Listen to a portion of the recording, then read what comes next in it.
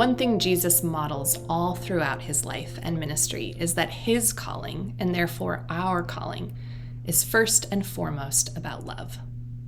It's not about a title or any prestige.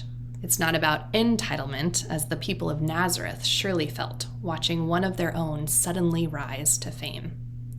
In this gospel, Jesus reminds them of the prophets Elijah and Elisha, and in doing so compares his own mission to theirs.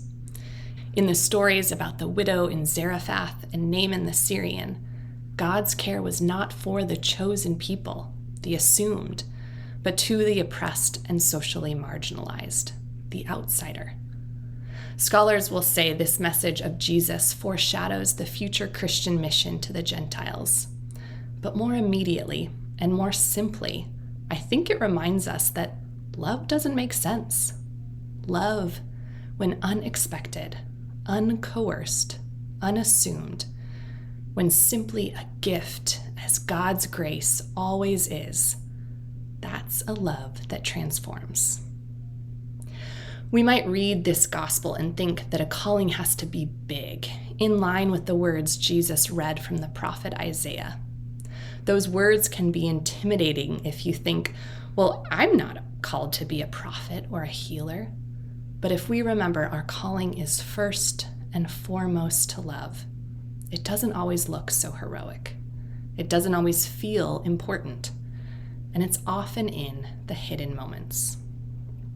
My husband and I have a tendency, unhealthy though it may be, to look at each other in the middle of a meltdown one of our kids is having and say, "And why did we have kids?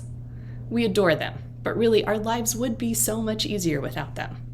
But there was something in us, hard to articulate, hard to necessarily pinpoint, that propelled a desire in us to have kids, and continually propels us to love them each day, no matter how hard some days can be. Love makes no sense. Jesus' calling, this love he had for his Father that fueled all he did, this love showed itself as a resistance in a variety of ways. A resistance to what would be easier, what would be expected. A resistance to success, fame, his own agenda. He slept in the midst of the storm. He went off to a deserted place when the whole town was at his door seeking help and healing. He altered his plans with the disciples to be present to the crowds who were hungry. He journeyed quietly to the cross. What are the ways you practice resistance?